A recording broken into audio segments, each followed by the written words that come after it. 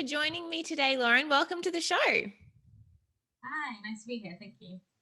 So, if you can give our listeners a little bit of an idea about you and your business and how you started really working online, like how did you start your current business that you are doing at the moment? Yeah, sure. So I graduated from university last year, obviously through the pandemic. I did my last 6 weeks of university online. So I think from there, we kind of all of us had to kind of think of a bit of outside the box, like, right, how are we going to get into the dance industry? Now the dance industry is kind of crashing.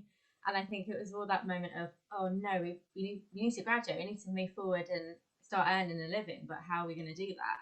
So that was where I wanted to become a dance teacher anyway.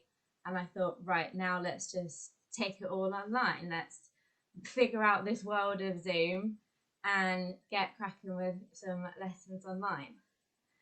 Amazing. So, did you before the pandemic, did you have intentions of becoming a dance teacher, but you just knew that you weren't going to be able to kind of do it in the way maybe that you normally would have?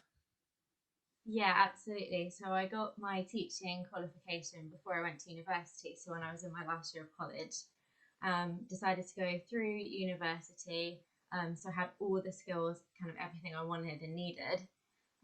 Knew I wanted to be a dance teacher, had an idea in mind of what I wanted to teach. So I definitely wanted to teach ballet and contemporary dance.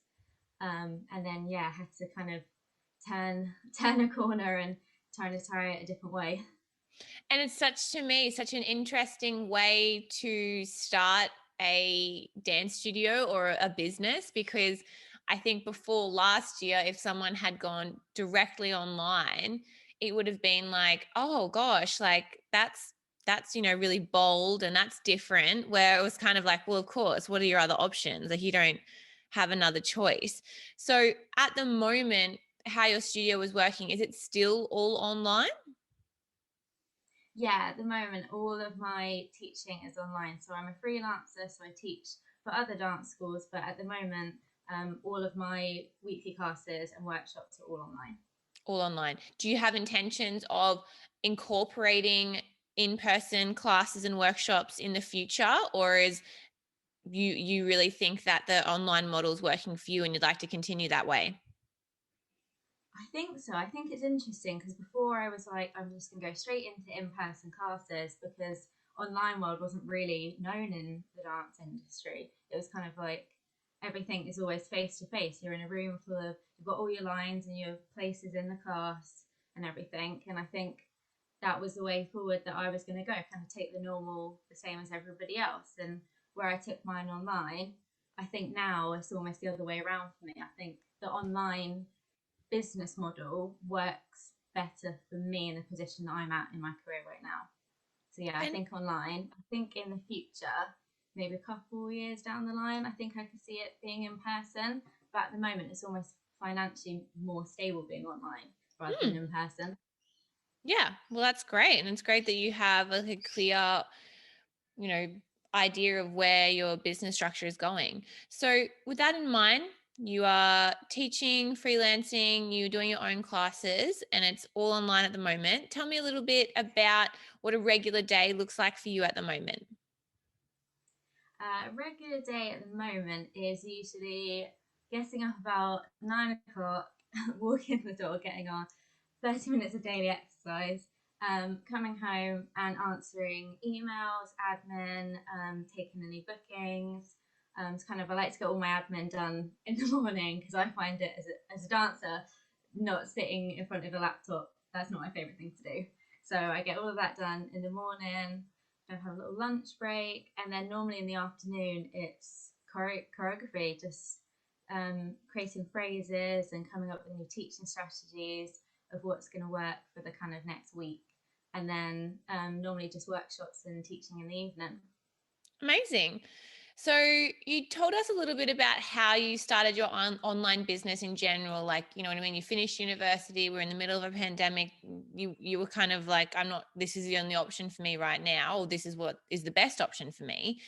But can you give me a little bit more about, once you decided it was the best avenue for you. How did you go about finding like the right technology, and how did you go about setting up your social media and, you know, all of those type of things? How did you go about starting that portion of the online business? Yeah, absolutely. So I use Zoom. I tried a couple of other programs, but Zoom was the one I found was the easiest, and it was the quickest way to get everybody online, kind of the way I wanted it set up. They have the options they have. You can have spotlight and speaker view and all of that. And I found it was the most efficient way to still get the quality of teaching that I was planning to do and what I was aiming for. So I use Zoom for all my classes. It's really easy to set up, schedule links, and just kind of ship them out to the clients that need what link. So it's nice that you can have your timetable on there as a structure for you.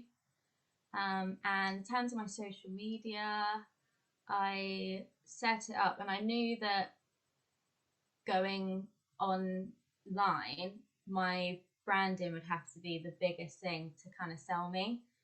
Whereas I couldn't rely on face to face interaction. It had to be all through social media and where I was putting my posts. So I think my branding had was a big selling point for me.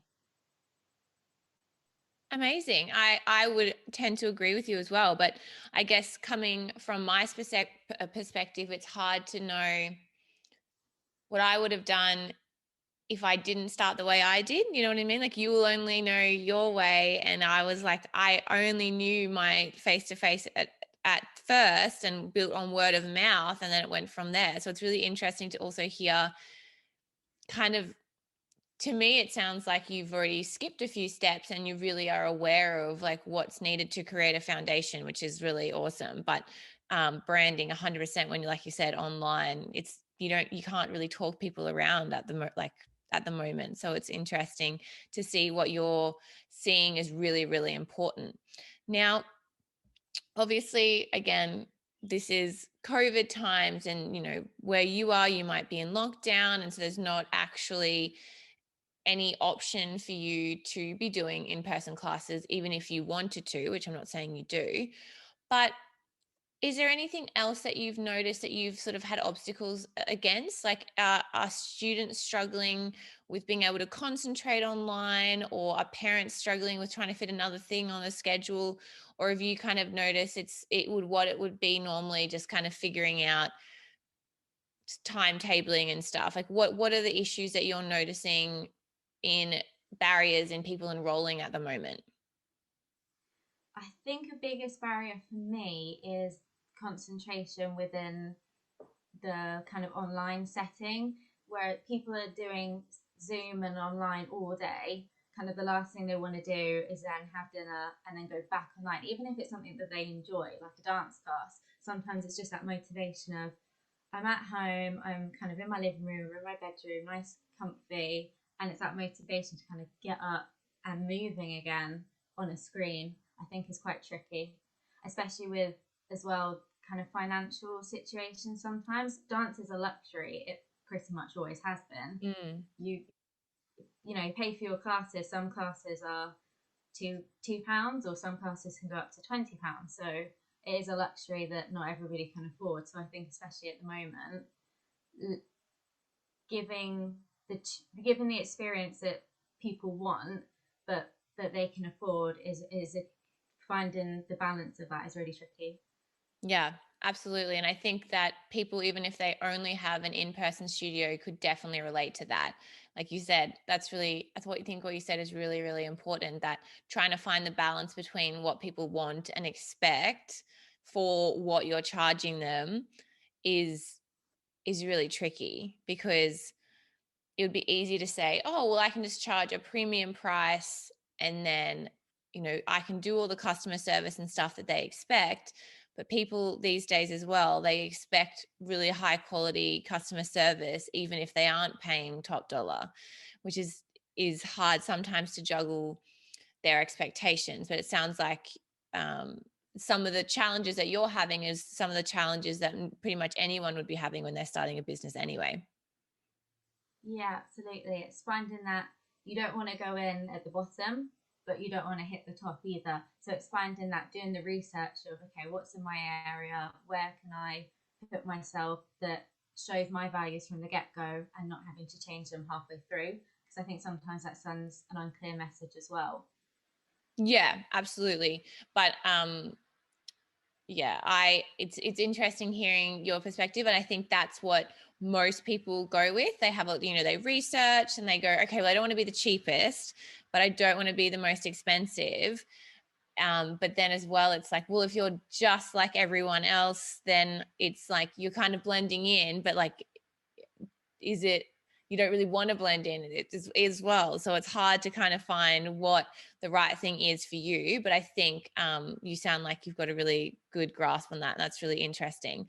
Now, more moving on to your business concept, having your virtual dance studio, I guess, and starting your business as a teacher and now essentially a studio owner.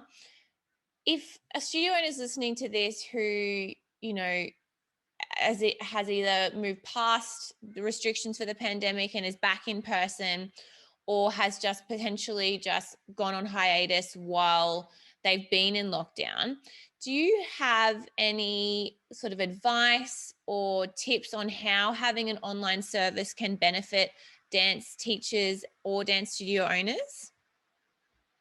Yeah, absolutely. I think discovering it now, it was almost like a little hidden gem that none of us knew we had. At least not for me. I didn't realize that this could even be a success. And doing it now is just absolutely incredible. And it's definitely something to keep up.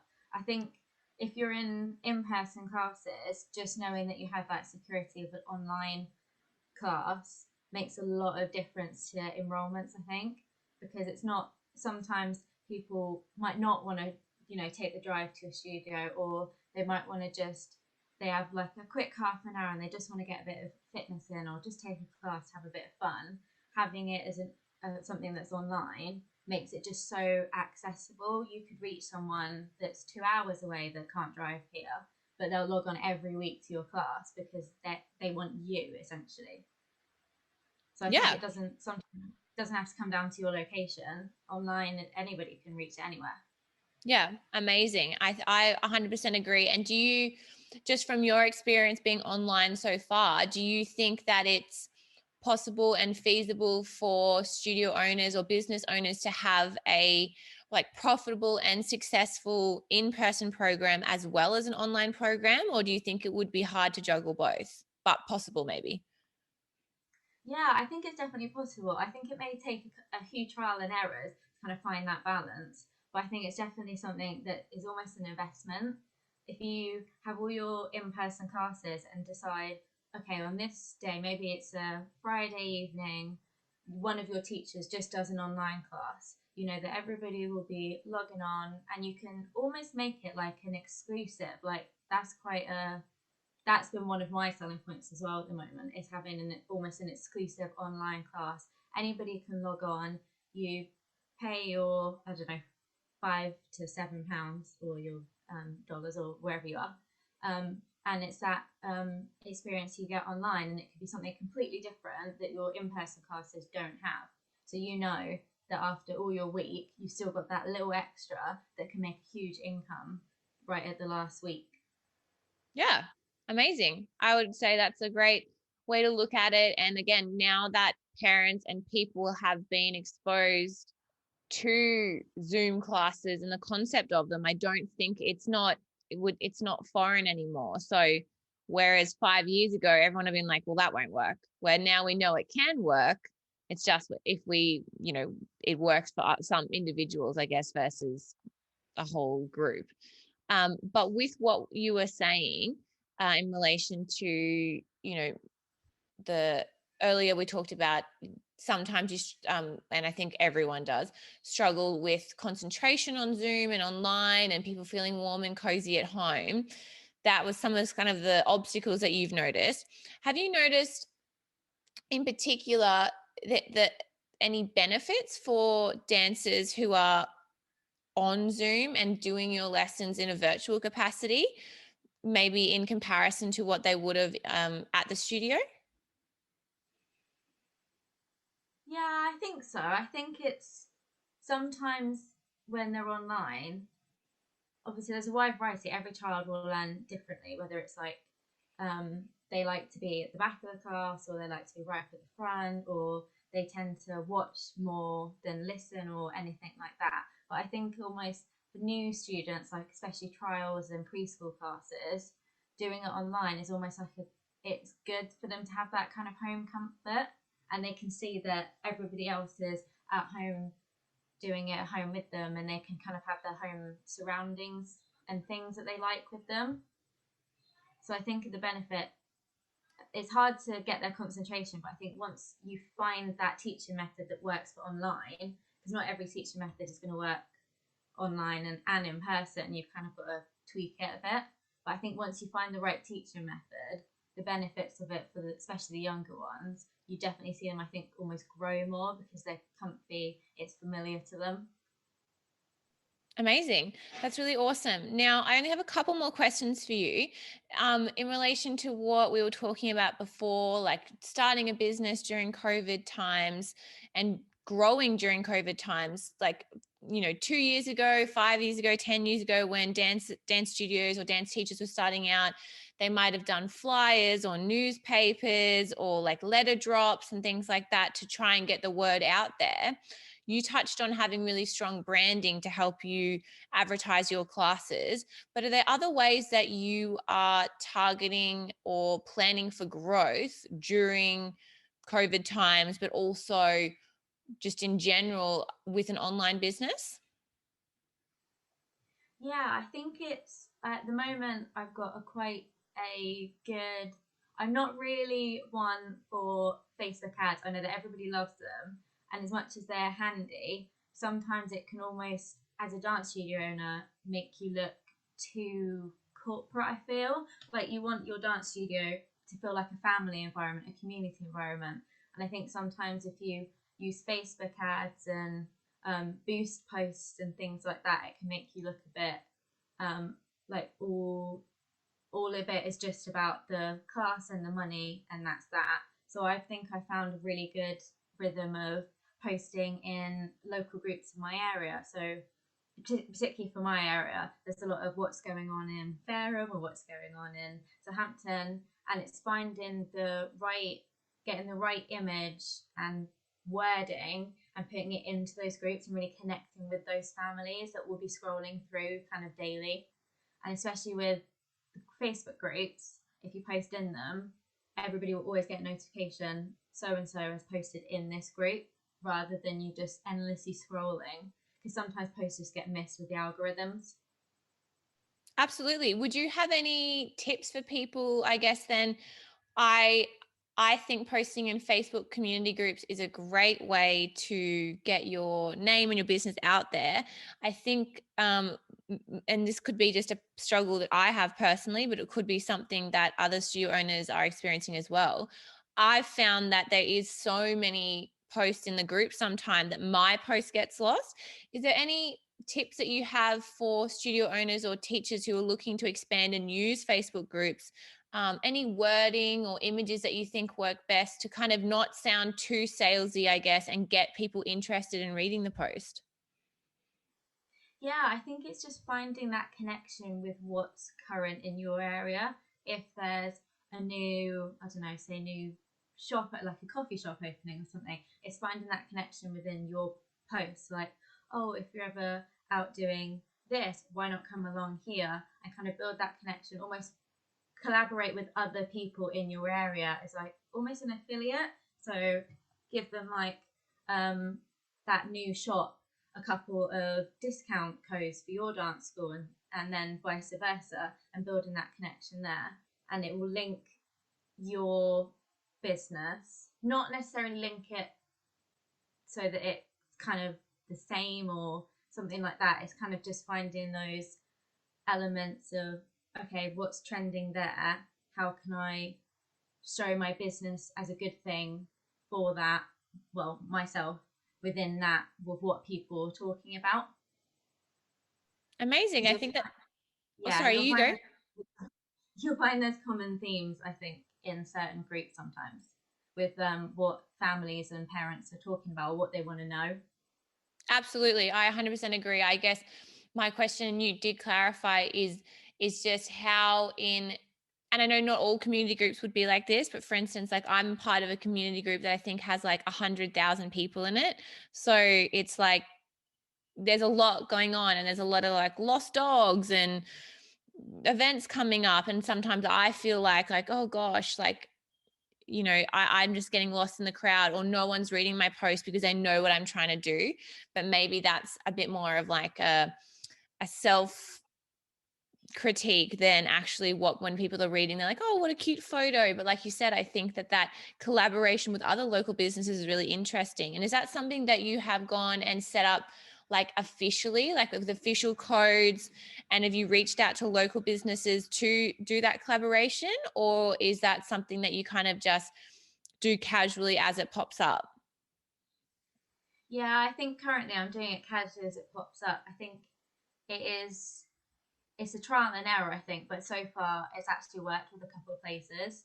And I think it's forming connections and getting your name out there, even if it doesn't generate a sale, it's just your name out there, your face out there, word of mouth, and that's another way to do it.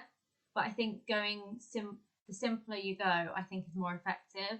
People aren't going to want to see lots of text, they'll just scroll through it. They're not going to want to see lots of color and lots of image. I think it's too much. The same with anybody. It's just too much to kind of, you go on social media as relaxing, scroll, take your time, take a break. So I think the simpler you go is the more effective way to do it.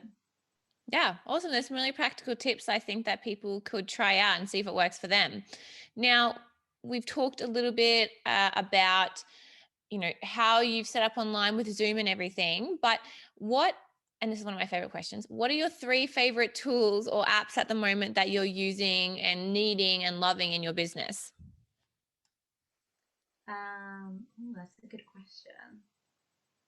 I think at the moment, one of my favorites is actually Pinterest. I think it's a really handy tool to kind of collect all your thoughts for your business on it.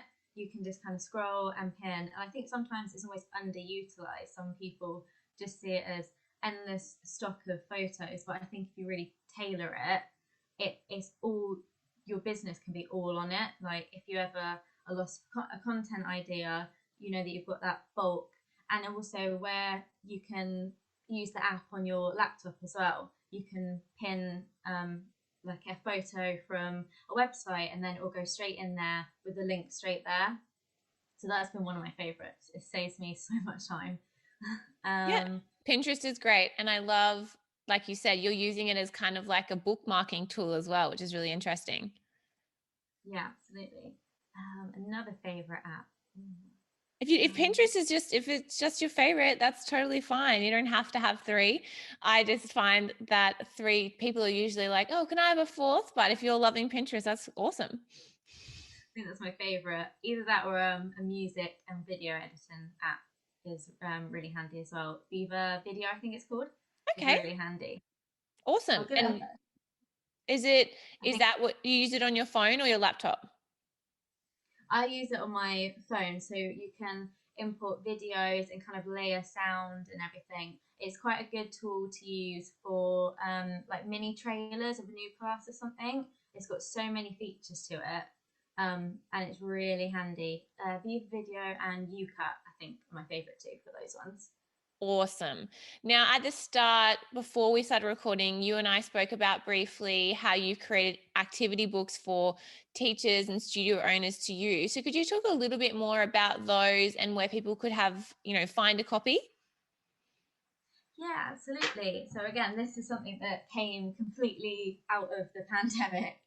Um, I noticed there was not a lot on the market for revision tools specifically for dance genres or grades. So I'm ISTD trained and RAD trained, and when I was trying to find revision tools for my students to send out or something to do to keep them kind of engaged in dance, because at that point at the very start of the pandemic, everybody was like, no to online, I'm not doing anything. And I was like, well, how do I get these kids engaged, and how do I get them buzzed about wanting to do my online classes?